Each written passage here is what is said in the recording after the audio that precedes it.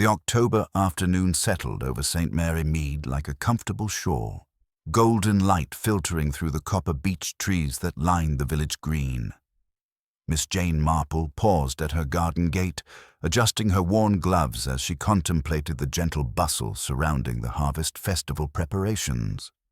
The annual event had drawn the usual collection of village worthies, each performing their customary roles with the precision of a well-rehearsed play. Mrs. Dolly Bantry swept past in her motor car, late as always for the committee meeting at Gossington Hall, while Dr. Haydock emerged from his surgery with the measured stride of a man perpetually summoned to attend someone's ailments. Near the church, the new vicar, Mr. Leonard Clement, consulted his pocket watch with the anxious expression of someone still learning the intricate timing required for village events. Miss Marple's destination this afternoon was Danemead House, where Mrs. Constance Ashby had organized what she termed a small gathering to finalize the festival arrangements. The recently widowed Mrs. Ashby had inherited both the imposing Georgian mansion and her late husband's considerable fortune, making her the village's most prominent resident and, consequently, its most scrutinized. The drawing room at Danemead buzzed with the animated conversations of perhaps 15 guests, their voices creating the familiar symphony of village politics and social maneuvering. Miss Marple accepted a cup of tea from the uniformed parlor maid and positioned herself near the tall windows overlooking the formal gardens, a vantage point that allowed her to observe both the indoor proceedings and the autumn landscape beyond. She noted the careful arrangements Mrs. Ashby had made, the gleaming silver tea service, the precisely arranged chrysanthemums, the subtle but expensive renovations that had transformed the previously somber mansion into something approaching cheerfulness. More interesting still were the human arrangements. The way young Timothy Forsyth, the solicitor's nephew, hovered near the valuable Chinese vases, the manner in which Miss Hartnell's sharp eyes followed Mrs. Ashby's every movement, and the peculiar tension between Dr. Haydock and the stranger seated by the fireplace. The stranger proved to be Mr. Felix Erskine, a London antique dealer who had recently taken rooms at the Blue Boar. He was a man of perhaps 45, with carefully groomed hair and the sort of expensive clothing that suggested prosperity without ostentation. Mrs. Ashby had introduced him as "Dear Mr. Erskine, who has been so helpful with appraising some of poor Arthur's collections." Miss Marple's attention sharpened at this information. The late Arthur Ashby had been known for his passion for collecting, particularly rare books and medieval manuscripts, though few villagers had been privileged to examine his treasures closely. The presence of a London expert suggested that Mrs. Ashby was, perhaps, considering disposal of some items, a decision that would naturally interest several parties. The afternoon proceeded with the usual discussions of stall arrangements and raffle prizes, punctuated by the gentle clinking of teacups and the rustle of autumn leaves against the windows. Miss Marple found herself studying the interplay of personalities around her. Mrs. Price Ridley's barely concealed envy of the Ashby fortune, young Timothy's nervous energy as he discussed legal matters with increasing animation, and Miss Hartnell's pointed questions about the disposal of Arthur Ashby's estate. At precisely 4 o'clock, Mrs. Ashby suggested they adjourn to the library to examine some of the items Mr. Erskine had been cataloguing. The library, a magnificent room lined with leather-bound volumes and dominated by a massive oak desk, contained several display cases filled with illuminated manuscripts and rare books. Mr. Erskine moved among them with professional confidence, explaining provenance and estimated values with the fluency of an expert. It was while the group clustered around a particularly valuable medieval psalter that the lights suddenly failed. The October afternoon had grown darker than anyone realized, and the library plunged into near-complete darkness. There was a moment of surprised exclamations and nervous laughter, followed by the sounds of people moving cautiously in the unfamiliar space.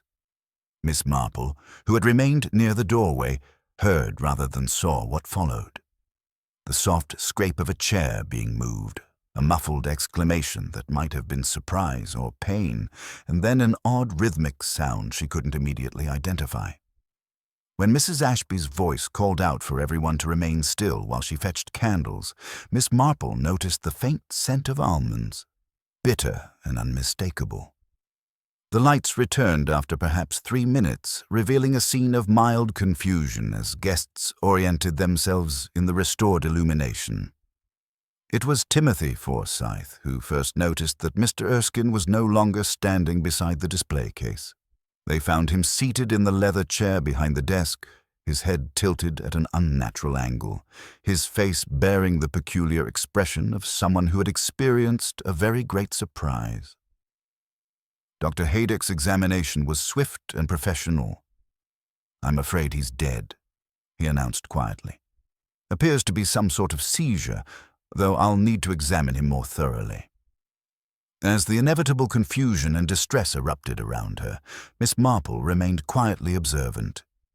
She had noticed, in that brief moment when the lights returned, something the others had missed: a small, round stain on the Persian carpet beside the desk chair, and the faint but unmistakable odor of bitter almonds that still lingered in the air despite the room's ventilation.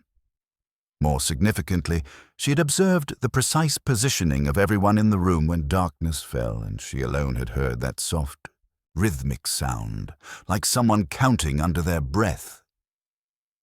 In the growing chaos of shocked exclamations and hurried preparations to summon the police, Miss Marple said nothing at all. She had become, quite accidentally, the only reliable witness to a very carefully orchestrated murder. The news of Mr. Felix Erskine's sudden death rippled through St. Mary Mead with the inexorable speed that only village gossip could achieve. By tea-time, every cottage from the vicarage to the furthest farm had heard some version of the afternoon's shocking events at Mead House, each retelling acquiring its own particular embellishments and theories. The postmistress, Mrs. Weatherby, found herself the unofficial center of information exchange as neighbors arrived with increasing frequency to collect mail that could certainly have waited until morning. Inspector Dermot Craddock arrived from the county headquarters as the October shadows lengthened across the village green. A methodical man in his 40s with graying temples and the patient demeanor of someone accustomed to rural investigations, he established himself in Mrs. Ashby's morning room and began the careful process of taking formal statements. His sergeant, a younger man named Williams, positioned himself at the front gate of Mead House, notepad at the ready to record the comings and goings that invariably accompanied such events. Miss Marple, having provided her own brief account to the inspector, found herself the recipient of numerous impromptu visits from concerned neighbors. Mrs. Price Ridley was among the first to arrive, settling her considerable bulk into the chintz armchair with the air of someone preparing for a comprehensive discussion of the day's extraordinary events. "Such a dreadful shock, Jane," she declared, accepting a cup of tea with appropriate solemnity. "A perfectly healthy gentleman, dropping dead without the slightest warning. Though I must confess there was something rather peculiar about Mr. Erskine from the moment he arrived at the Blue Boar. Far too inquisitive about everyone's private affairs, if you ask me." Miss Marple's knitting needles maintained their steady rhythm as she encouraged this observation. "In what particular way, do you think?" "Well, for instance, he'd been asking the most pointed questions about dear Arthur Ashby's collections, about the family's financial circumstances, about who might inherit what portions of the estate. Hardly the sort of professional discretion one expects from a London antiquarian." Mrs. Price Ridley lowered her voice to a conspiratorial whisper. "And then there was his rather intense interest in that manuscript collection. Mrs. Ashby mentioned he'd been examining some particularly valuable items just this morning." The next caller proved to be Miss Hartnell, whose sharp features bore the unmistakable expression of someone who had uncovered information of considerable significance. She declined tea but accepted a seat near the window, from which she could observe the continued activity at Mead House. "I've just spoken with Dr. Haydock," she announced without preamble, "and the most extraordinary thing has emerged. It seems the preliminary examination has raised certain questions that require further investigation. The inspector has ordered a complete post-mortem examination, which suggests they suspect something rather more serious than a simple heart seizure. Miss Marple looked up from her knitting with mild interest, though her blue eyes held a sharper attention than her gentle manner suggested. How very thorough of them. Did the doctor mention what sort of questions had arisen? Miss Hartnell leaned forward with the satisfied air of someone delivering particularly choice information. Well, he was naturally discreet, but he did mention certain physical signs that seemed inconsistent with a natural death. Something about the pupils and a peculiar odor, though he wouldn't elaborate further. By evening, Dr. Haydock himself arrived for his customary visit, settling into his usual chair with the weary expression of a man who had spent considerable time answering official inquiries. His medical bag rested beside his chair, and Miss Marple noted the slight tremor in his hands as he accepted his tea, unusual for a man typically so steady in his professional demeanor. "The situation is rather more complex than initially appeared," he admitted, his voice carrying an undertone of concern. "Inspector Craddock is treating this as a suspicious death pending the results of the post-mortem examination. There were certain anomalies in Mr. Erskine's condition that warrant investigation." Miss Marple's needles paused momentarily in their steady clicking. "What sort of anomalies, if you don't mind my asking?" The doctor hesitated, then seemed to conclude that Miss Marple's discretion could be trusted implicitly. The physical signs were inconsistent with a typical cardiac event. The dilated pupils, the facial expression, and most particularly, a distinctive odor that lingered about the deceased. Nothing conclusive, naturally, but sufficient to raise questions. Meanwhile, throughout the village, the various witnesses to the afternoon's events were conducting their own informal investigations and developing increasingly elaborate theories. At the Blue Boar, Timothy Forsyth had appointed himself the primary interpreter of events, his nervous energy channeled into detailed speculation about possible motives and methods.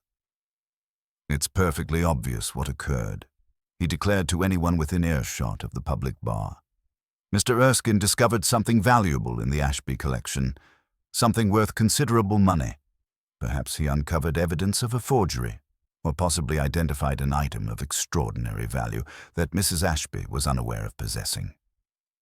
The landlord, Mr. Bristow, continued polishing glasses with mechanical precision as he listened to the various theories being propounded by his patrons. "Curious thing, though," he interjected mildly. "Mr. Erskine seemed quite satisfied with his work when I spoke with him yesterday evening. Mentioned he'd be completing his assessment today and returning to London tomorrow. Didn't strike me as a man who'd made any startling discoveries." This observation prompted fresh speculation about the precise timing of events. Mrs. Bantry, arriving late to join the discussion, contributed her own recollection of the afternoon's sequence. "The lights failed at exactly 4 o'clock. I remember noting the time on the mantel clock just before everything went dark. Most peculiar timing, really, just when Mr. Erskine was examining that particularly valuable manuscript." As the evening progressed and the various theories circulated throughout St. Mary Mead, a general consensus began to emerge. Mr. Erskine had clearly discovered something significant about the Ashby collection, something that had provided a motive for his elimination.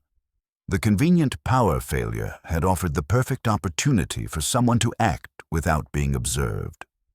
The only remaining questions concerned the identity of the perpetrator and the specific nature of their motive. Miss Marple, reviewing these various theories as she prepared for bed, found herself troubled by their very neatness and unanimity.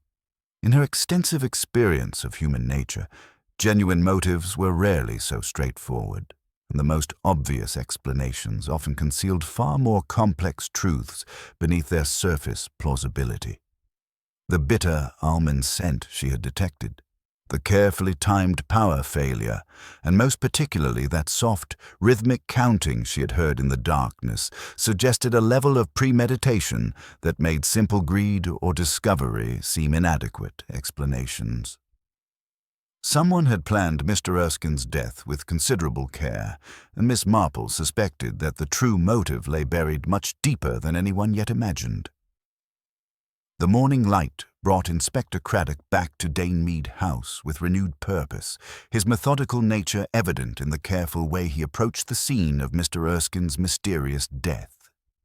Miss Marple, observing from her garden as she tended to her late roses, noted the inspector's deliberate movements and the presence of Sergeant Williams, who carried what appeared to be photographic equipment. The official investigation was clearly treating this as something far more serious than a simple medical emergency. Mrs. Ashby received the inspector in her morning room with the same composed dignity she had displayed the previous day, though Miss Marple noticed through her cottage window that the lady of the house had chosen to wear black today, a subtle but significant change from yesterday's more cheerful attire. The servants, Ellen and George, were summoned for individual interviews, their nervous demeanor visible even from a distance as they approached the front entrance with obvious reluctance. Ellen, the parlour maid who had served tea the previous afternoon, emerged from her interview with reddened eyes and trembling hands. Miss Marple encountered her quite by chance near the village green, where the young woman had paused to compose herself before returning to her duties. A gentle inquiry about her distress revealed information that the inspector had undoubtedly found significant. He asked such particular questions about the tea service, Miss Marple, Ellen confided, grateful for a sympathetic ear. About who had what to drink, and when, and whether I noticed anything unusual about Mr. Erskine's behavior. The truth is, he did seem rather agitated after receiving that telegram at the Blue Boar, and he specifically requested a glass of water instead of tea when we moved to the library. This detail about the telegram proved particularly intriguing when Miss Marple later encountered Mrs. Weatherby at the post office. The postmistress, who prided herself on knowing the communication patterns of every village resident, had already gathered considerable intelligence about the mysterious message that had arrived for Mr. Erskine the previous morning. Came from some London firm of solicitors. Mrs. Weatherby revealed with obvious satisfaction at possessing such valuable information. Mr. Bristow at the Blue Boar mentioned that Mr. Erskine went quite pale when he read it and immediately placed a trunk call to London. Most unusual behavior for a gentleman who had seemed perfectly content with his work until that moment. Meanwhile, George the chauffeur's interview had apparently focused on the electrical failure that had plunged the library into darkness at the crucial moment. Miss Marple learned from Dr. Haydock, who had witnessed part of the questioning, that the fuse wire had been deliberately weakened, though not completely severed, suggesting someone had wanted to ensure it would fail at a specific time under normal electrical load. Most peculiar arrangement, Dr. Haydock observed as they walked together past the village green. The sort of thing that requires both electrical knowledge and careful timing, not the work of someone acting on sudden impulse. The doctor's own demeanor remained somewhat strained, and Miss Marple noted his reluctance to discuss his previous acquaintance with Mr. Erskine beyond admitting they had met professionally in London some years earlier.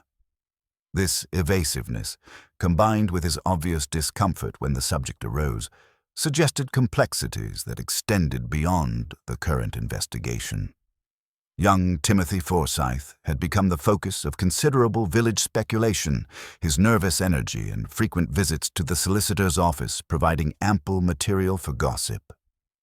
Mrs. Coggin at the village shop had observed his increasingly agitated behavior, noting that he had made several telephone calls to London and had been seen studying legal documents with unusual intensity. "Quite beside himself he is," Mrs. Coggin confided to Miss Marple during her afternoon shopping expedition. "And there's talk that his uncle's firm was handling some delicate matters regarding the Ashby estate. Money troubles, some say, though others suggest it might be questions about the authenticity of some of those valuable manuscripts." The most significant development emerged from Inspector Craddock's thorough examination of the library itself. Mr. Erskine's blue leather notebook, which several witnesses had seen him consulting throughout his assessment work, had completely disappeared. Mrs. Ashby claimed no knowledge of its whereabouts, suggesting he might have mislaid it, but the inspector's expression suggested he found this explanation inadequate. More telling still was the discovery of a small circular stain on the Persian carpet beside the desk chair where Mr. Erskine had been found. While initially dismissed as spilled water, closer examination revealed traces of a substance that would require laboratory analysis to identify properly. The positioning of the stain, directly beside where the deceased had been sitting, suggested it might be connected to the method of poisoning. Miss Marple's own quiet observations had focused on the human elements that official investigations often overlooked. The rhythmic counting she had heard during the darkness continued to puzzle her, as did the precise timing of the electrical failure. Someone had orchestrated events with considerable care, suggesting a level of premeditation that made simple greed or sudden discovery seem inadequate as motives.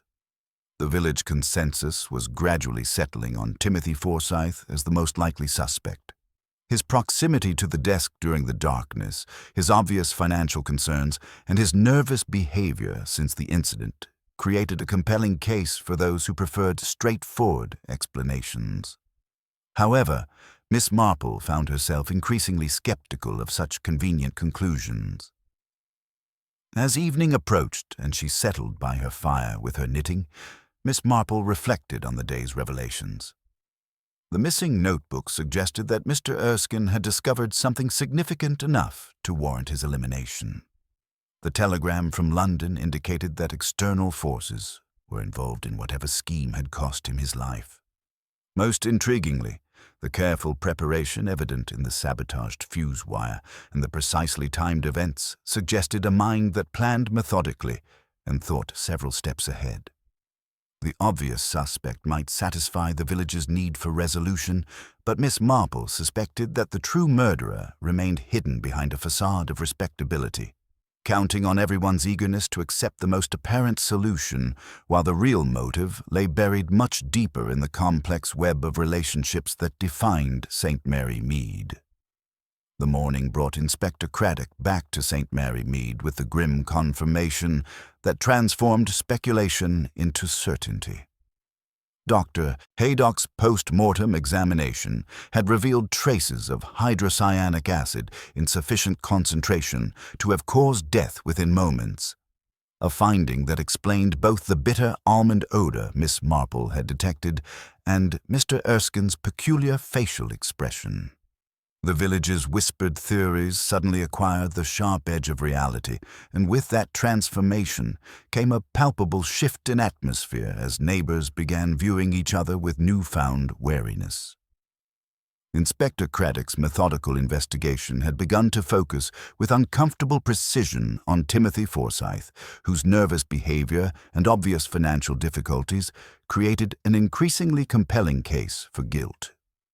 The young man's uncle, Mr. Grimshaw of the London solicitors, had confirmed under questioning that Timothy faced substantial debts, largely from gambling ventures that had proven disastrously unsuccessful. More damaging still was the revelation that Timothy had been in heated disagreement with Mr. Erskine about the valuation of several items in the Ashby collection, particularly a set of Georgian silver and a rare manuscript that the London expert had deemed worth considerably less than Timothy's estimates suggested. The evidence against Timothy mounted with disturbing efficiency. Ellen, the parlor maid, recalled under more intensive questioning that she had observed him examining the electrical panel in the servants' hall several days earlier, claiming to investigate a potential fault that might affect the library lighting. This story, which had seemed merely helpful at the time, now appeared sinister given the deliberate sabotage of the fuse wire that had plunged the room into darkness at the crucial moment. Most incriminating of all was Sergeant William's discovery of a small glass vial hidden in the wastepaper basket of the gentleman's cloakroom at Danemead House. Laboratory analysis confirmed traces of cyanide residue, and several witnesses recalled Timothy excusing himself to use the facilities shortly before the gathering moved to the library. The vial's presence seemed to complete a chain of evidence that pointed inexorably toward the young solicitor's guilt. The village responded to these developments with a mixture of satisfaction and sorrow that Miss Marple found characteristically human. Mrs. Price Ridley declared at the post office that she had always suspected Timothy would come to no good, while Mrs. Bantry expressed genuine distress at the tragedy befalling such a respectable family. At the Blue Boar, Mr. Bristow served drinks with the solemn air of a man who had harbored a murderer under his roof, and the regulars dissected every aspect of Timothy's behavior with the thoroughness of amateur detectives. Dr. Haydock's continued discomfort whenever the investigation was discussed had not escaped Miss Marple's notice. During their customary afternoon walk, she gently encouraged him to elaborate on his previous acquaintance with the deceased, and his reluctant admissions revealed a professional conflict that provided another layer of complexity to the case. Mr. Erskine had once publicly questioned Dr. Haydock's diagnosis of a patient, suggesting malingering where the doctor had identified genuine illness, and the resulting controversy had damaged both their reputations considerably. Yet even as the case against Timothy appeared to solidify, Miss Marple found herself increasingly troubled by its very neatness. Her extensive experience of human nature had taught her that genuine criminals rarely left such convenient trails of evidence, particularly when they had demonstrated the sophisticated planning evident in Mr. Erskine's murder. The carefully timed electrical failure, the precise administration of poison, and the methodical removal of the victim's notebook all suggested a mind that planned several steps ahead, qualities that seemed inconsistent with Timothy's transparently nervous temperament. The missing blue leather notebook continued to puzzle everyone involved in the investigation. Despite Inspector Craddock's thorough search of Dane Mead House, no trace of the volume had been discovered, though Sergeant Williams had found something equally intriguing. The notebook's outer cover, embossed with FE in gilt letters, tucked away in Timothy's room at the Blue Boar. Timothy's explanation, that he had found it on the library floor after the lights were restored and had absent-mindedly pocketed it in the confusion, struck Miss Marple as precisely the sort of foolish behavior that made innocent people appear guilty while providing convenient evidence for those clever enough to plant it. Mrs. Ashby herself had begun to attract subtle scrutiny from the more observant villagers. Her composed demeanor throughout the crisis, while admirable, struck some as unnaturally controlled for a woman whose home had become the scene of a murder. Miss Hartnell had noted that the widow seemed remarkably well informed about her late husband's collection for someone who had previously claimed little interest in his scholarly pursuits. Furthermore, the maintenance of Mead House required substantial ongoing expenditure, and if Mr. Erskine had discovered irregularities in the collection's provenance, the resulting scandal could have devastated both Mrs. Ashby's social position and her financial security. Inspector Craddock's investigation had also revealed that Mr. Erskine had been in communication with several London dealers about specific items in the collection, and his telephone calls from the Blue Boar had included discussions about authentication procedures that suggested he was preparing to challenge the provenance of certain valuable pieces. The telegram that had so disturbed him apparently contained legal warnings about making unsubstantiated claims against established collectors, information that cast his subsequent death in an even more suspicious light. As evening approached and the village settled into an uneasy acceptance of Timothy's apparent guilt, Miss Marple sat by her fire reviewing the day's developments with characteristic thoroughness. The rhythmic counting she had heard during those crucial moments of darkness continued to trouble her.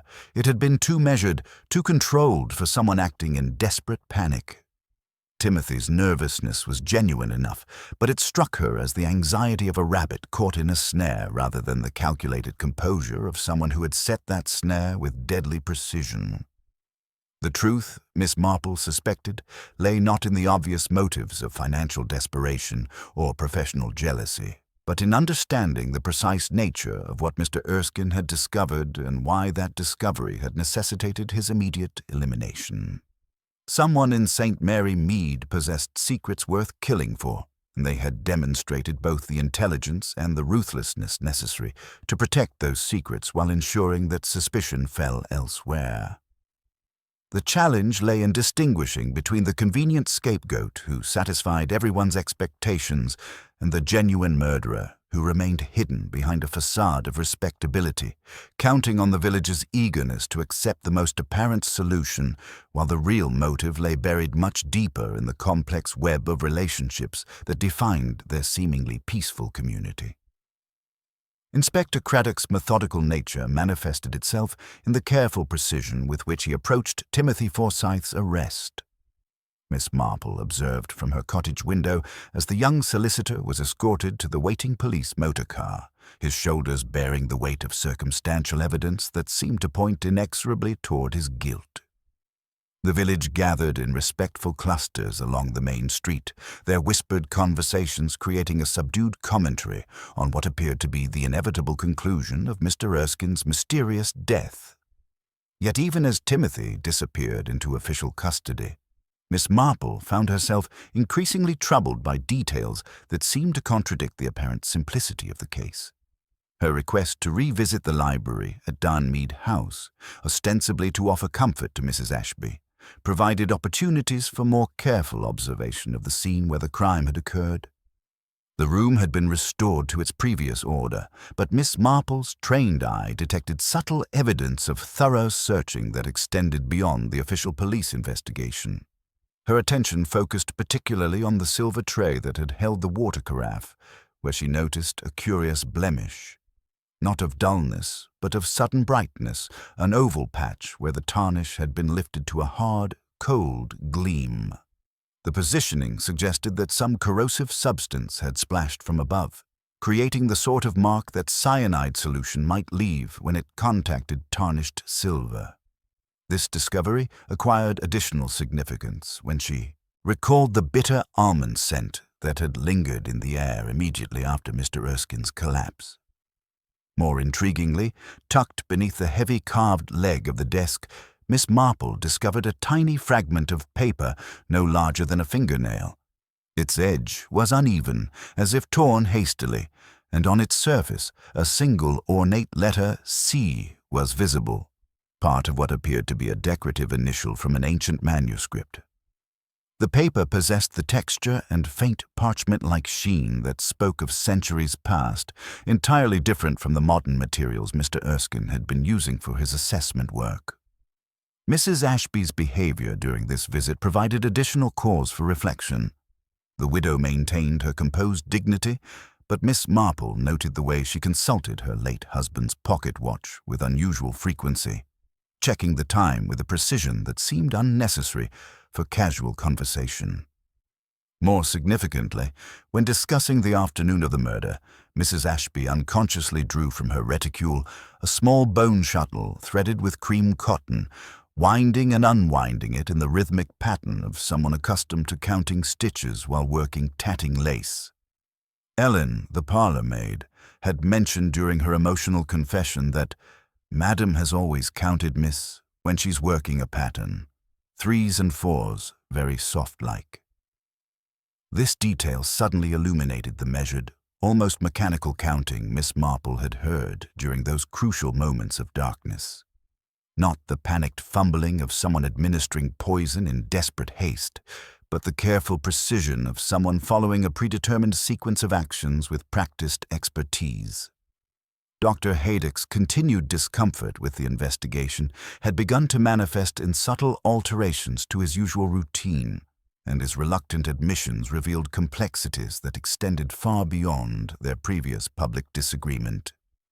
Mr. Erskine, it emerged, had developed a reputation as an investigator of questionable provenance, particularly manuscripts and artworks that had been acquired through irregular channels during the wartime years when many valuable collections had been displaced or relocated under uncertain circumstances.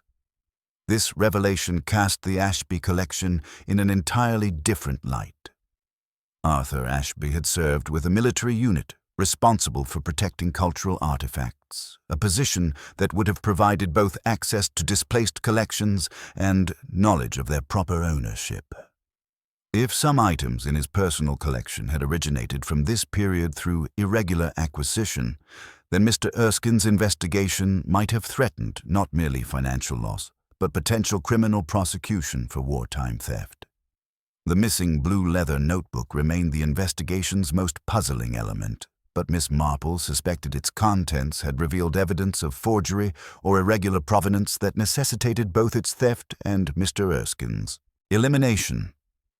The tiny paper fragment suggested that someone had been hastily removing or altering documentary evidence, possibly during those crucial moments of darkness when the precise counting had provided timing for actions that required exact coordination. Timothy Forsyth's obvious desperation and transparent nervousness had made him the perfect scapegoat for someone who possessed both the intelligence to conceive such an elaborate scheme and the ruthless determination to execute it flawlessly. His genuine protests of innocence, his visible anxiety about his debts, and his unfortunate proximity to the electrical panel that had been sabotaged all contributed to a case that satisfied the village's need for resolution while allowing the real murderer to remain safely hidden. As afternoon shadows lengthened across her garden, Miss Marple reflected on the afternoon's discoveries with growing certainty about the true nature of the crime. The methodical counting, the precise timing of the electrical failure, the sophisticated planning evident in both the poison's administration and the evidence's careful arrangement, all pointed towards someone with intimate knowledge of both the house's systems and the collection's vulnerabilities. The truth lay not in obvious motives of financial desperation or professional jealousy, but in understanding the exact nature of what Mr. Erskine had discovered about items whose wartime acquisition might have involved circumstances that their current owner could not afford to have examined too closely. Someone in St. Mary Mead possessed secrets from those chaotic years that were worth killing to protect. They had demonstrated the calculating patience necessary to wait for the perfect opportunity, while ensuring that suspicion would fall on the most vulnerable target available.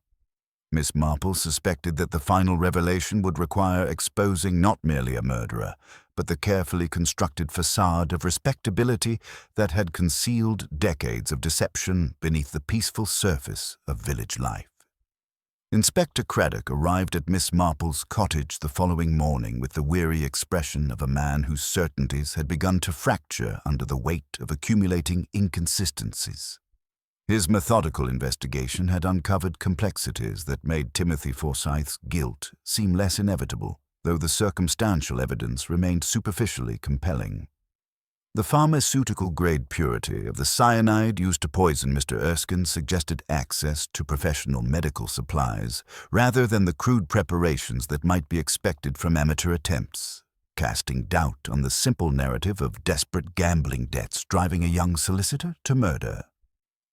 Mrs. Bantry's unexpected arrival during their conversation brought revelations that transformed the entire investigation's focus. Her husband's military connections had provided access to wartime records concerning Arthur Ashby's service with the Monuments, Fine Arts, and Archives Unit, the organization responsible for protecting cultural treasures from wartime destruction. The documents revealed a troubling pattern of valuable items that had been catalogued as recovered, but had never appeared in official repositories, disappearing instead into the chaos of those final months when record-keeping had become increasingly irregular. "Geoffrey found it most peculiar," Mrs. Bantry explained, settling into Miss Marple's sitting room with obvious agitation. Several pieces documented under Arthur's supervision simply vanished from the official records. At the time, everyone assumed they had been destroyed or lost in the confusion, but now one wonders whether they might have found their way into private collections through rather irregular channels. This information provided a compelling motive for eliminating Mr. Erskine, whose reputation for investigating questionable provenance would have made him a mortal threat to anyone whose collection contained items of irregular wartime origin. Miss Marple reflected that such discoveries would have created pressure sufficient to drive someone to murder, involving not merely financial ruin, but potential criminal prosecution for wartime theft. Inspector Craddock's proposal for a reconstruction of the crime scene provided Miss Marple with the opportunity to test her growing suspicions about the methodical nature of Mr. Erskine's murder. They gathered in the library that afternoon. Mrs. Ashby composed in black, Ellen anxious to be helpful, Dr. Haydock notably pale, and Sergeant Williams arranging the scene with official precision. Under Miss Marple's gentle guidance, they restored the room to its condition at the moment of the crime, with Ellen replacing the water carafe and tumbler in their exact positions. When the lights were extinguished to recreate the crucial moments of darkness, Miss Marple listened intently for the sounds she remembered. In the hushed silence, she could almost hear again that measured whisper she had detected during the original incident, a rhythmic counting that spoke of careful preparation rather than panicked improvisation. When illumination returned, she moved quietly to examine the silver tray, where the oval patch of unusual brightness remained visible, its hard gleam contrasting sharply with the surrounding tarnish. "It is curious," she observed to Inspector Craddock, "how certain liquids polish where they fall. I recall an old housemaid who worked with various compounds that left similar marks. Counting would suit drops, wouldn't it? People often count drops when precision matters." Dr. Haydock's reluctant admission that a rubber-tipped medicine dropper had gone missing from his bag after the excitement added another troubling element to the investigation. His obvious discomfort when discussing his previous encounters with Mr. Erskine suggested complexities that extended beyond simple professional disagreement, particularly his evasive responses about wartime medical practices and the ethical compromises that chaotic period had sometimes required. Miss Marple's afternoon visit to Mrs. Hemming, the elderly bookbinder, proved illuminating in unexpected ways. Under the pretext of seeking advice about a damaged volume, she steered the conversation toward ancient manuscripts and the distinctive characteristics of various historical periods. Mrs. Hemming's sharp memory revealed disturbing information about unscrupulous dealers who had been known to improve less valuable manuscripts by inserting pages from genuine ancient texts, creating forgeries sophisticated enough to deceive all but the most expert examination. The tiny parchment fragment with its ornate C that Miss Marple had discovered beneath the desk suddenly acquired new significance in light of this information. When combined with Ellen's nervous admission that the clasp on the medieval psalter had been unfastened when the lights returned, it suggested that someone had been hastily removing evidence during those crucial moments of darkness, possibly documentary proof that would have exposed the irregular nature of certain items in the collection. The discovery of Mr. Erskine's personal diary, hidden beneath his mattress at the Blue Boar, provided the most concrete evidence yet of what had motivated his murder. The small leather-bound volume contained cryptic entries about the Ashby collection, with particular focus on what he termed curious additions to the St. Cuthbert Psalter. His final entry, dated the day before his death, noted confirmation pending regarding binding inconsistencies. This deception runs deeper than initially suspected. Mrs. Ashby's behavior during Miss Marple's evening visit revealed telling details about her state of mind. The widow's composed exterior remained intact, but Miss Marple noted the nervous way she smoothed the velvet of her armchair and the frequency with which she consulted her late husband's pocket watch. Most significantly, her tatting work displayed the same rhythmic precision, 3 and 4, 3 and 4, that Miss Marple had heard whispered in the darkness during Mr. Erskine's murder. The investigation had also revealed Mrs. Ashby's wartime work as a volunteer at the county hospital, organizing medical supplies and maintaining inventory records. This position would have provided both knowledge of dangerous substances and potential access to pharmaceutical-grade materials, particularly during the chaotic final months when oversight had become increasingly lax. More troubling still were reports of clandestine meetings with a mysterious London dealer who arrived after dark and departed before dawn, suggesting active negotiations to dispose of problematic items before their questionable provenance could be officially documented.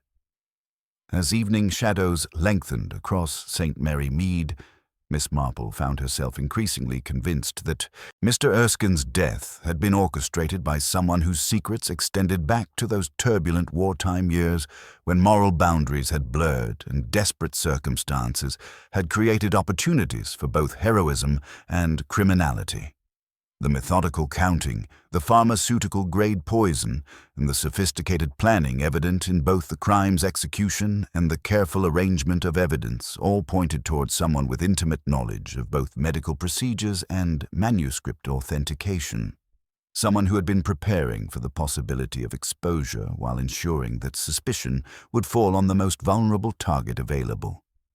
The truth lay not in Timothy Forsyth's obvious desperation, but in understanding the precise nature of what Mr. Erskine had discovered about the carefully constructed facade of respectability that had concealed decades of wartime deception beneath the peaceful surface of village life. Someone in St. Mary Mead possessed secrets worth killing for, and they had demonstrated the calculating patience necessary to protect those secrets while the community's attention focused elsewhere, counting on everyone's eagerness to accept the most convenient solution while the real murderer remained hidden in plain sight. The morning brought Inspector Craddock back to St. Mary Mead with grim determination and a registered parcel that had been returned by the London Postal Service, marked "Addressee Deceased" in the efficient script of postal workers. Mrs. Weatherby at the post office had preserved it with the instinctive understanding that such items often contained crucial information, and her decision proved remarkably prescient when the inspector opened the package to reveal photostatic copies of manuscript pages, magnified details of medieval illuminations, and a typed list bearing the cryptic heading "Cuthbert Ashby, Hemming." Most intriguing of all was a penciled note scrawled on the back of a London hotel bill in Mr. Erskine's distinctive handwriting. "If darkness is arranged, watch the hands that do not wander." The message struck Miss Marple with particular force, as it seemed to confirm her growing suspicions about the methodical nature of the murder she had witnessed. Someone had indeed arranged the darkness, and someone's hands had moved with practiced precision while others fumbled in confusion. The investigation took on renewed urgency when Dr. Haydock reluctantly revealed the extent of his previous correspondence with Mr. Erskine regarding certain items in the Ashby collection. The London expert had been conducting inquiries that extended far beyond simple authentication, investigating connections to a Swiss foundation dedicated to recovering cultural artifacts displaced during the wartime years. These inquiries had apparently raised questions about the provenance of several valuable manuscripts that Arthur Ashby had acquired during his military service with the Monuments Unit. Mrs. Ashby's reaction to news of these expanded investigations provided Miss Marple with additional insight into the widow's state of mind. The composed facade that had served her so well throughout the crisis showed subtle signs of strain when Inspector Craddock mentioned the Swiss Foundation's interest in conducting a comprehensive review of the collection. Her hands trembled slightly as she reached for her tatting shuttle, and Miss Marple noted the unconscious way she began the familiar counting pattern, 3 and 4, 3 and 4, that had echoed through the library during those crucial moments of darkness. Ellen's emotional breakdown during her latest interview revealed disturbing details about activities at Danemead House that had previously escaped official notice. The parlour-maid's tearful confession included observations of late-night sessions in the library, occasions when Mrs. Ashby had worked with magnifying glasses and small bottles of chemical solutions, examining manuscripts with the sort of intense scrutiny that suggested professional authentication work rather than casual scholarly interest. More significantly, Ellen described witnessing Mrs. Ashby practicing with what appeared to be a medicine dropper, counting drops of various solutions with the same meticulous precision she applied to her needlework. The maid's description of these activities, conducted in the conservatory where spilled chemicals would cause no damage to valuable furnishings, suggested systematic preparation for procedures requiring exact measurements and careful timing. The discovery of a hidden compartment in Mrs. Ashby's escritoire yielded correspondence that cast her activities in an increasingly suspicious light. Letters from several London dealers specializing in medieval manuscripts revealed ongoing negotiations for the private sale of specific items from the collection, with particular emphasis on discretion and the avoidance of official documentation that might attract unwanted scrutiny from authentication experts. Inspector Craddock's methodical search of the library uncovered additional evidence that someone had been systematically altering the collection's most valuable items. Tiny fragments of ancient parchment, discovered wedged beneath the display cases, bore illuminated letters that matched those in several manuscripts but showed signs of having been carefully excised from their original contexts and inserted into more prestigious works to enhance their apparent value. This sophisticated forgery operation would have required not merely criminal intent, but scholarly knowledge and technical expertise developed over years of careful study. The wartime chaos that had displaced so many valuable collections had apparently provided both the opportunity to acquire items through irregular channels and the cover necessary to enhance their value through systematic deception. Miss Marple's evening visit to Mrs. Ashby provided the most telling evidence yet of the widow's involvement in the conspiracy that had cost Mr. Erskine his life. Under the pretext of offering comfort during these difficult times, she observed Mrs. Ashby's behavior with the careful attention that had served her so well in previous investigations. The widow's hands moved with unconscious precision as she worked her tatting, the bone shuttle clicking in the same rhythmic pattern that Miss Marple had heard whispered in the darkness during the murder. Most revealing of all was Mrs. Ashby's consultation of her late husband's pocket watch with unusual frequency, checking the time with a precision that seemed unnecessary for casual conversation, but entirely consistent with someone accustomed to coordinating actions that required exact timing.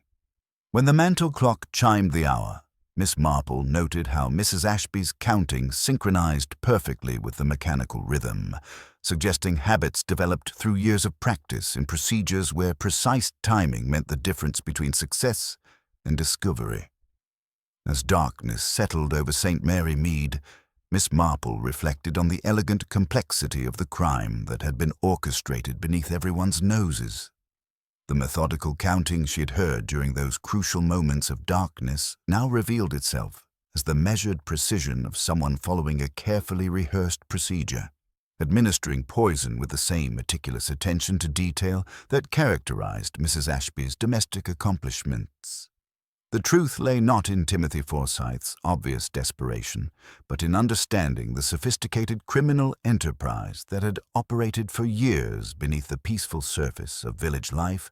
Protect Miss Marple's invitation to Mrs. Ashby for afternoon tea represented more than mere neighborly comfort during difficult times.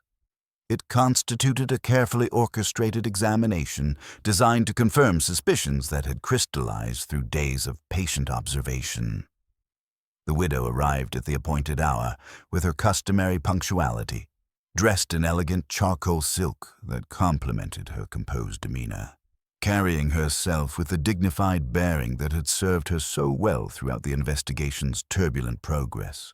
Miss Marple welcomed her guest with characteristic warmth, settling her into the chintz armchair positioned to catch the afternoon light streaming through the cottage windows, a vantage point that would allow careful observation of facial expressions and unconscious gestures during their conversation.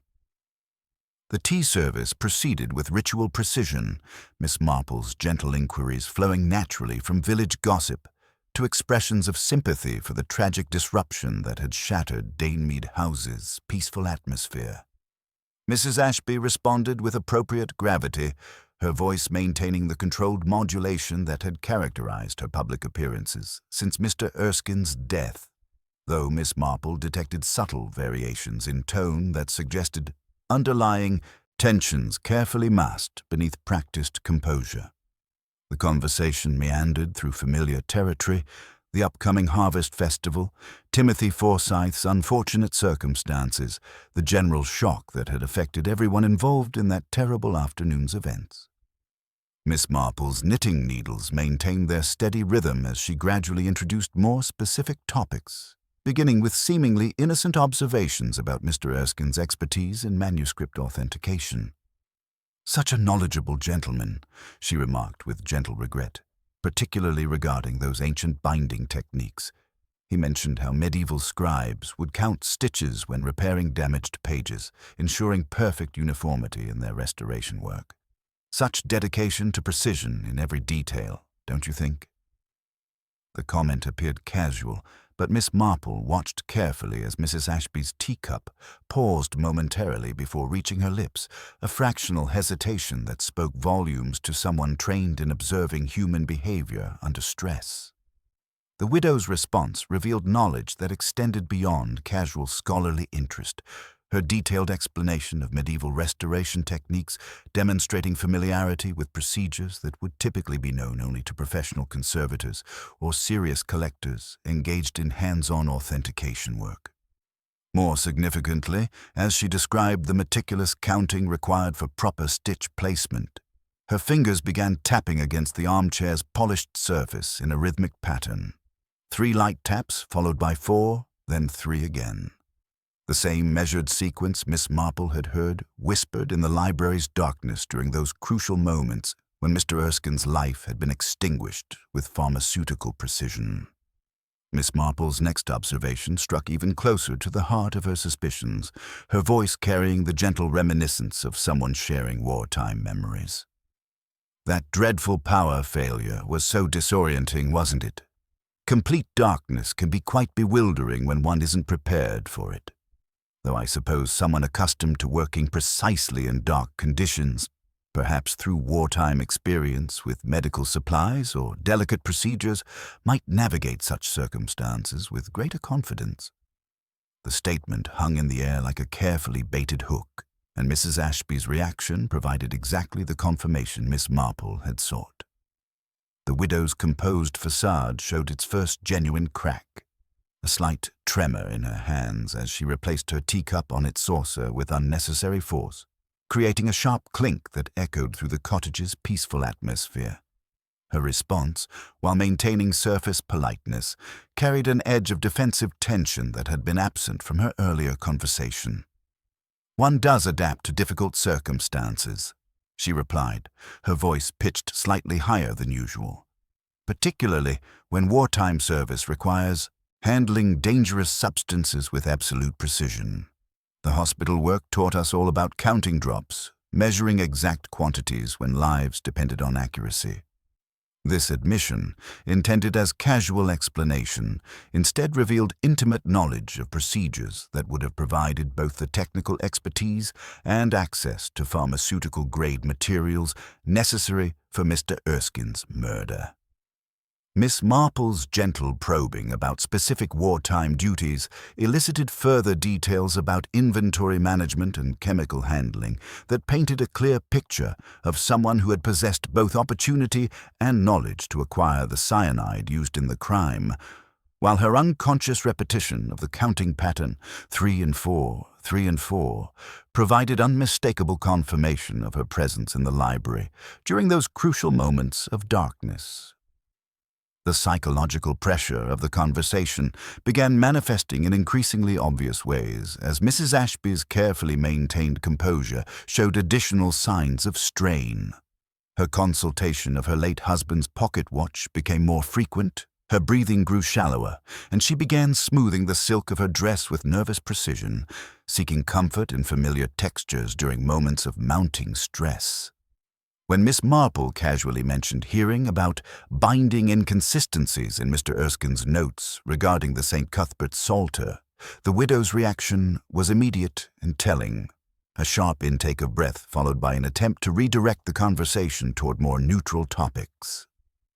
The final confirmation came when Miss Marple, with characteristic gentleness, observed that truth had a way of revealing itself even in the most carefully constructed deceptions, like a dropped stitch in a complicated pattern that eventually unravels the whole design. Mrs. Ashby's response was a look of recognition mixed with something approaching fear, the acknowledgement of someone who realized that her elaborate facade had been penetrated by an observer whose gentle manner concealed formidable analytical capabilities. As the afternoon shadows lengthened across Miss Marple's garden, The elderly detective reflected on the successful confirmation of her suspicions while maintaining the pleasant fiction of neighborly tea. Mrs. Ashby departed with renewed composure, but the damage had been done. Her unconscious revelations had provided the final pieces necessary to complete the puzzle of Mr. Erskine's murder. The methodical counting, the pharmaceutical knowledge, the defensive reactions to specific inquiries about wartime activities and manuscript authentication had painted a clear picture of guilt that would soon require more formal investigation. Miss Marple understood that the next phase would involve presenting her conclusions to Inspector Craddock, armed with the psychological evidence that would complement the physical clues already uncovered, bringing the carefully orchestrated crime to its inevitable resolution while ensuring that justice would be served, despite the murderer's sophisticated attempts at misdirection. Ted by a facade of respectability that made suspicion seem almost impolite. Inspector Craddock arrived at Miss Marple's cottage that morning with the measured determination of a man whose investigation had reached its most delicate phase, his methodical nature evident in the careful way he consulted his notes while outlining the psychological test she had proposed. The evidence against Timothy Forsyth remained superficially compelling, but Miss Marple's observations during her afternoon tea with Mrs. Ashby had revealed inconsistencies that demanded further exploration through more subtle means than direct confrontation. Her gentle suggestion of a small demonstration that might settle everyone's minds appealed to the inspector's preference for conclusive evidence, particularly when delivered through methods that would not alert a potentially dangerous suspect to the true nature of their scrutiny. The gathering at Mead House was arranged under the innocent pretext of finalizing details regarding Mr. Erskine's authentication work before the Swiss Foundation's representative arrived to conduct their own examination of the collection. Mrs. Ashby received this news with her customary composed dignity, though Miss Marple noted the slight hesitation before her gracious agreement to host what she termed a final consultation to ensure everything is properly documented. The widow's careful attention to her appearance that afternoon, the elegant black silk dress, the precisely arranged hair, the subtle but expensive jewelry, suggested someone preparing for a performance that required particular attention to detail. The library felt oppressive despite the autumn sunshine streaming through its tall windows, the heavy scent of leather bindings and aged parchment creating an atmosphere that seemed to press upon the small gathering with almost tangible weight. Mrs. Ashby moved among her guests with practiced grace, offering refreshments with the same meticulous attention she applied to all her domestic arrangements, though Miss Marple observed the way her hostess's eyes returned repeatedly to the display cases containing the most valuable manuscripts, particularly the St. Cuthbert Psalter that had attracted Mr. Erskine's final and fatal attention. Inspector Craddock began with careful formality, explaining the Swiss Foundation's interest in conducting advanced authentication procedures using newly developed techniques for analyzing medieval bindings and restoration work. "They've made remarkable advances in thread analysis," he explained with professional gravity, particularly in identifying materials and techniques used during wartime restoration projects. Apparently, they can now determine not only when alterations were made, but also the specific chemical processes used to age new materials to match original parchment. Mrs. Ashby's response revealed knowledge that extended beyond casual scholarly interest, her detailed questions about the technical procedures demonstrating familiarity with restoration techniques that would typically be known only to professional conservators. More significantly, as she discussed the precision required for such delicate work, her fingers began their unconscious tapping against the velvet arm of her chair. 3 light touches followed by 4, then 3 again, the same measured rhythm Miss Marple had heard whispered in the darkness during those crucial moments when Mr. Erskine's life had been extinguished with pharmaceutical precision. Miss Marple's contribution to the conversation appeared characteristically innocent, her gentle observations about wartime experiences and the skills that desperate circumstances had taught so many people. Such dangerous times required such careful attention to detail. she mused, her knitting needles maintaining their steady rhythm. I recall hearing about hospital volunteers who became quite expert at measuring exact quantities of various substances, counting drops with the same precision they might use for domestic accomplishments like tatting or embroidery work. One develops such habits of precision, doesn't one? The psychological pressure intensified when Inspector Craddock mentioned the specific focus on chemical analysis, explaining that the Swiss experts could now identify minute traces of corrosive solutions used to artificially age parchment and binding materials. Mr. Erskine's final notes mentioned binding inconsistencies that suggested systematic alteration, he observed with deliberate casualness. The new techniques can apparently detect even the most sophisticated attempts at creating authentic-appearing forgeries, particularly when genuine medieval elements have been inserted into less valuable manuscripts to enhance their market value. Mrs. Ashby's composed facade showed its first genuine crack at this revelation. A slight tremor in her hands as she reached for her teacup, creating a barely audible clink against the saucer. Her voice, while maintaining surface politeness, carried an edge of defensive tension that had been absent from earlier conversation. "How remarkably thorough modern science has become," she replied, though her consultation of her late husband's pocket watch had become notably more frequent, checking the time with a precision that seemed unnecessary for casual social interaction. The critical moment arrived when Miss Marple, with her characteristic gentleness, observed that she had brought a small metronome to demonstrate how people unconsciously counted during moments of stress or concentration. "Such a fascinating study of human nature," she explained, setting the device to tick in measured beats. "In darkness or confusion, people often count without realizing. Breaths, steps, or drops of liquid, anything to anchor the mind when circumstances become overwhelming." As the metronome's steady rhythm filled the library's silence, Mrs. Ashby's unconscious response provided the confirmation Miss Marple had sought. The widow's fingers pressed against the chair's arm in perfect synchronization with the mechanical beat, resolving into the familiar pattern of 3 and 4 that had echoed through the room during Mr. Erskine's murder.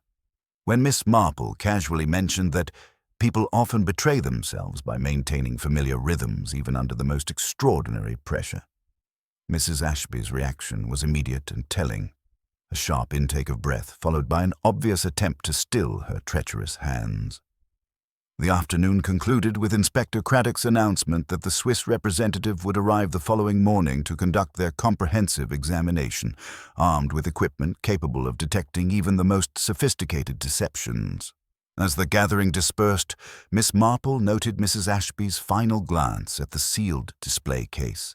Not the look of innocent concern one might expect from a grieving widow, but the calculating assessment of someone evaluating the strength of a trap that had been carefully constructed around her years of criminal deception. Walking home through the gathering dusk, Miss Marple reflected on the successful confirmation of her psychological insights, understanding that the next phase would require presenting these observations to support the physical evidence that would finally bring Mrs. Ashby's elaborate criminal enterprise to its inevitable conclusion. The library at Mead House held an expectant silence as the final gathering assembled under Inspector Craddock's careful orchestration. Mrs. Ashby maintained her composed dignity in the wing-back chair beside the fireplace, though Miss Marple noted the subtle tremor in her hands as she smoothed the black silk of her dress with unconscious repetition. Timothy Forsyth, released from custody for this crucial confrontation, sat pale and bewildered near the windows, while Dr. Haydock positioned himself with professional gravity beside his medical bag. Ellen stood nervously by the door, her earlier emotional confessions having earned her a place among those who would witness the resolution of Mr. Erskine's mysterious death. Miss Marple had chosen her customary position where the afternoon light illuminated her knitting work, her needles maintaining their steady rhythm as Inspector Craddock began his methodical presentation. The Swiss expert's preliminary findings had provided the technical foundation, But Miss Marple understood that the true revelation must come through careful observation of human nature, rather than scientific analysis alone. "I believe," Miss Marple began with characteristic gentleness, "that I am the only person who remained perfectly still by the doorway when the lights failed that afternoon. At my age, one learns not to stumble in darkness, and so I listened very carefully to what occurred during those crucial moments." Her blue eyes held their familiar kindness, though her words carried the weight of absolute certainty. "I heard someone counting under their breath in a very particular rhythm, 3 and 4, 3 and 4. The same pattern one might use for delicate needlework or measuring precise quantities of liquid." Mrs. Ashby's consultation of her late husband's pocket watch became noticeably more frequent as Miss Marple continued her gentle exposition. The bitter almond scent was unmistakable, as was the soft scrape of glass against the silver tray. Someone was administering poison with the same methodical precision they might apply to domestic accomplishments, counting drops with practiced expertise developed through years of handling dangerous substances. Inspector Craddock's contribution focused on the physical evidence that supported these psychological observations. The circular stain on the Persian carpet marks where cyanide solution splashed beside the desk chair, while the silver tray bears that curious oval patch where corrosive liquid scoured away the tarnish to create an unnatural brightness. These traces, combined with the deliberately sabotaged fuse wire and the missing medicine dropper, paint a clear picture of premeditated murder, executed with pharmaceutical precision. Miss Marple's needles paused momentarily as she addressed the deeper implications of the crime. Mr. Erskine's investigation threatened to expose not merely simple forgery, but a sophisticated criminal enterprise that had operated for decades under the respectable facade of scholarly collecting. The wartime chaos that displaced so many valuable collections had provided both opportunity and cover for systematic theft, while Mrs. Ashby's volunteer work at the county hospital had given her the technical knowledge necessary to enhance damaged manuscripts through chemical aging and careful insertion of genuine medieval elements into less valuable works. The psychological pressure intensified as Miss Marple described the methodical nature of the planning that had preceded Mr. Erskine's murder. The electrical failure was timed with precision, occurring at exactly 4 o'clock when normal household loads would complete the sabotaged circuit's destruction. Someone who understood both the house's systems and the collection's vulnerabilities had prepared for this moment, practicing the exact sequence of actions that would eliminate Mr. Erskine while ensuring that suspicion fell elsewhere. Mrs. Ashby's composed facade showed its first genuine crack when Miss Marple gently observed that guilty hands know their business even when sight is denied, following familiar rhythms that betray themselves through unconscious repetition. The widow's fingers pressed against the chair's velvet arm in the telltale pattern, 3 and 4, 3 and 4, that had echoed through the library during those crucial moments of darkness. The confession, when it finally came, revealed the calculating mind that had orchestrated not merely a single killing but years of criminal deception. Mrs. Ashby's voice carried a curious, tired dignity as she explained how her husband's wartime position had provided access to displaced collections, how minor restorations had gradually evolved into systematic forgery, and how Mr. Erskine's investigation had threatened to expose decades of carefully concealed theft. Arthur believed he was preserving treasures that would otherwise be lost, she admitted, her social composure finally abandoned. After his death, I continued the work to preserve our position, our reputation. The alterations seemed harmless enough until Mr. Erskine began asking questions that could not be answered without revealing the truth about how certain items had found their way into our collection during those chaotic wartime years. As Inspector Craddock formally arrested Mrs. Ashby for the murder of Felix Erskine, Miss Marple reflected on the elegant complexity of the crime that had been orchestrated beneath everyone's noses.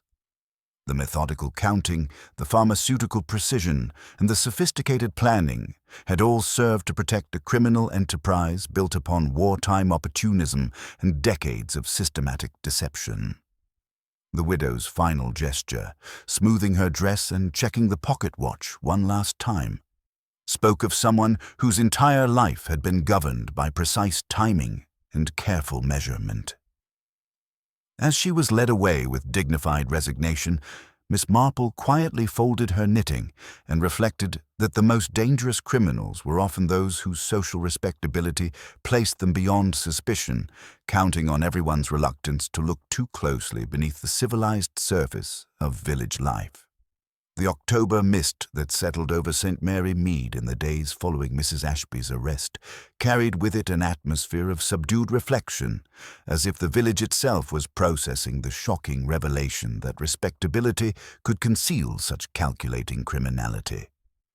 Inspector Craddock's methodical investigation had concluded with characteristic efficiency, but the human consequences of the truth continued to ripple through the community like stones cast into still water, creating circles of consequence that would endure long after the official proceedings had been completed.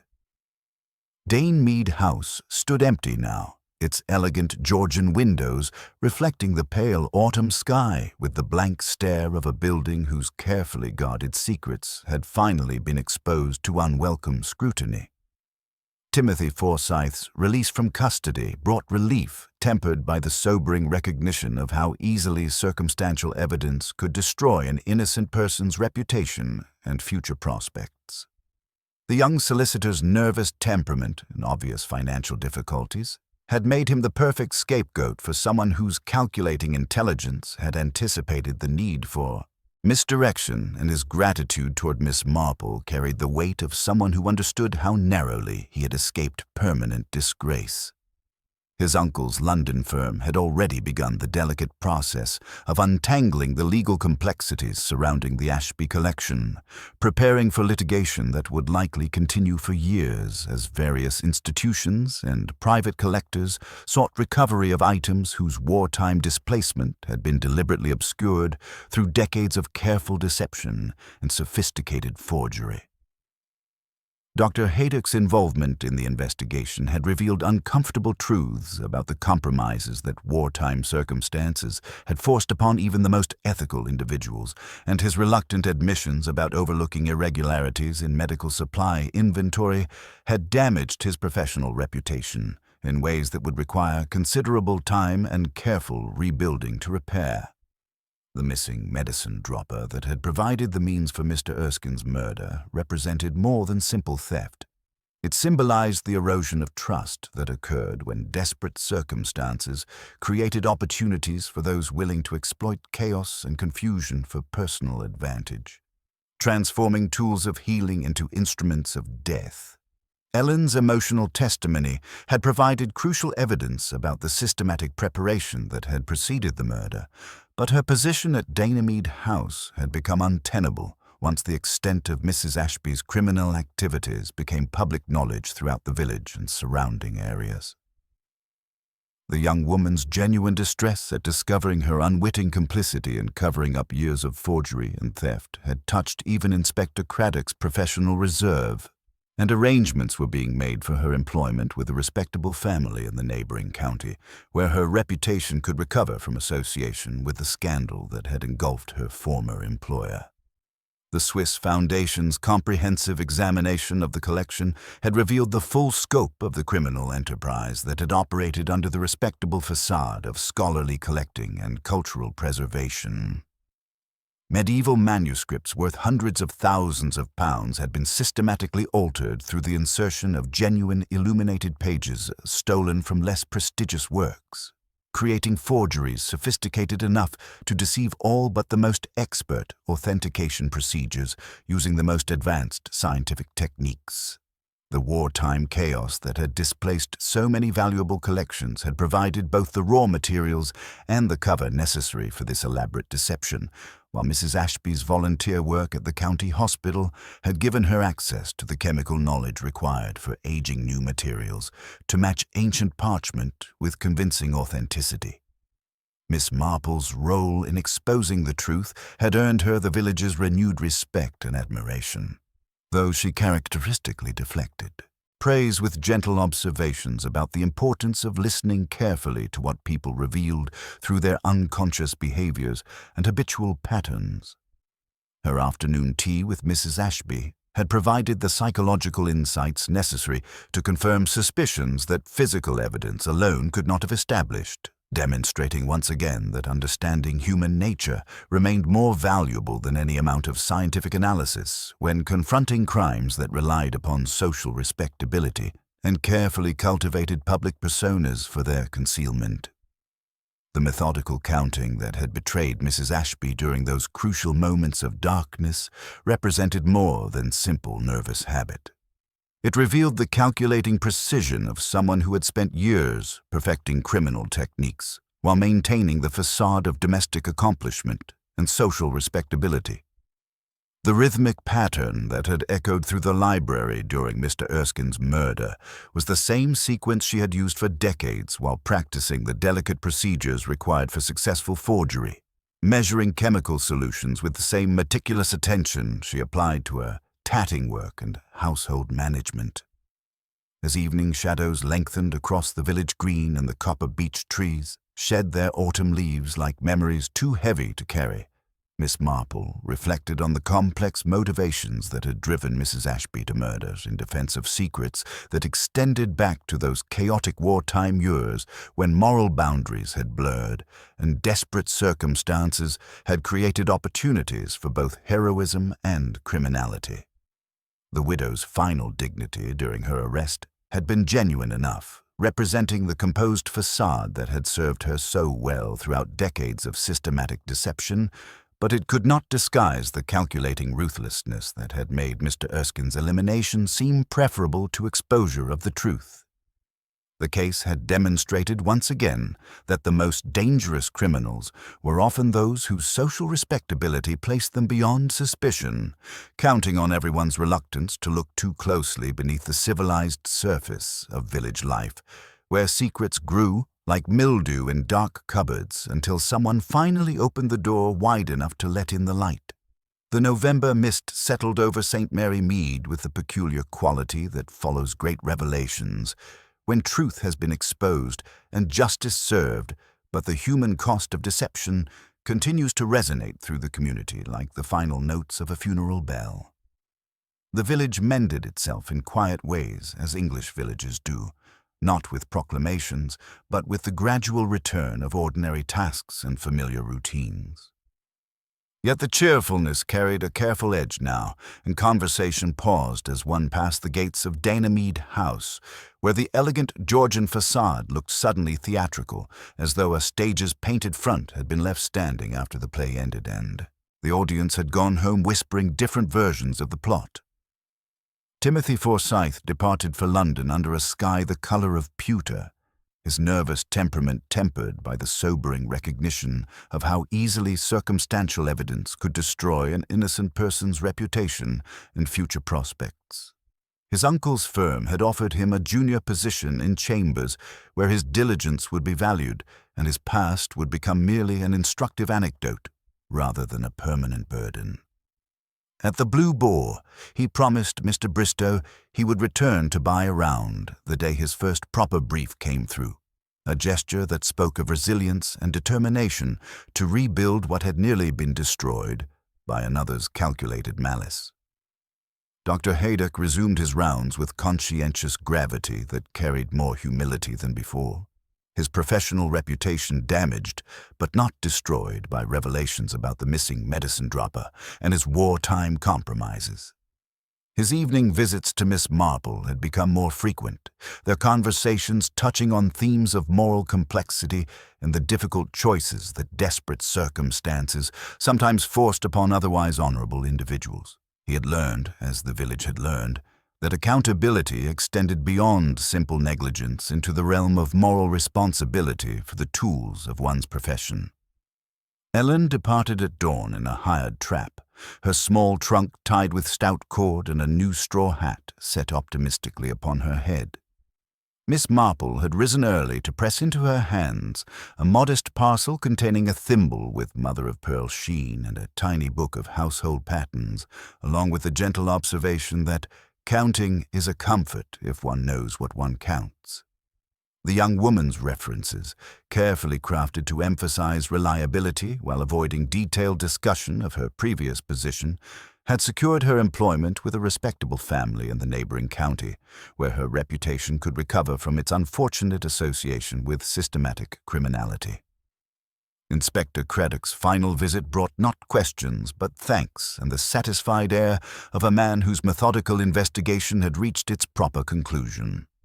His professional satisfaction at solving such an intricate crime was tempered by recognition that Mrs. Ashby's social respectability had nearly enabled her to escape justice, while an innocent young man faced conviction for her carefully orchestrated killing. The case files, thick with documentation of forgery and theft extending back decades, would provide material for legal proceedings that might continue for years as various institutions sought recovery of their displaced treasures. Dane Mead House remained empty, its windows reflecting the pale autumn sky with the blank stare of a building whose carefully guarded secrets had been stripped away to reveal the corruption beneath. The Swiss Foundation's comprehensive examination had documented forgeries worth hundreds of thousands of pounds, created through the systematic insertion of genuine medieval elements into less valuable manuscripts during the chaotic wartime years when displaced collections provided both raw materials and cover for elaborate deception. Estate agents had placed discreet notices in London papers, though potential buyers seemed reluctant to acquire a property so intimately associated with murder and systematic fraud. The village itself had undergone a more subtle but perhaps more lasting transformation, as the illusion of St. Mary Mead as a haven of uncomplicated goodness had been irrevocably shattered. Neighbors now greeted each other with a new wariness in their expressions, as if Mrs. Ashby's calculated criminality had reminded everyone that respectability could conceal the most dangerous secrets. The case had demonstrated that evil often wore the most convincing disguises, thriving in the very places where it was least expected, protected by facades of domestic accomplishment and social respectability that made suspicion seem almost impolite. Miss Marple understood that true innocence, once shattered, could never be fully restored, yet she found quiet satisfaction in having brought light to a hidden corner of deceit through the gentle art of observation and understanding of human nature. The methodical counting that had betrayed Mrs. Ashby during those crucial moments of darkness represented more than nervous habit. It revealed the calculating precision of someone who had spent years perfecting criminal techniques, while maintaining the facade that had protected her from suspicion until her own unconscious behaviors finally exposed the truth. As winter darkness settled over the village and the copper beech trees stood bare against the evening sky, Miss Marple sat by her fire and took up her knitting, casting on for a plain scarf to be sent to a small grandson. Her needles found their familiar rhythm as the wool slipped obediently from needle to needle, and she began counting softly. 3 and 4, 3 and 4. Then, with a tiny shake of her head and a private smile, she let the numbers go and listened instead to the ordinary music of a village returning, one measured task at a time, to peace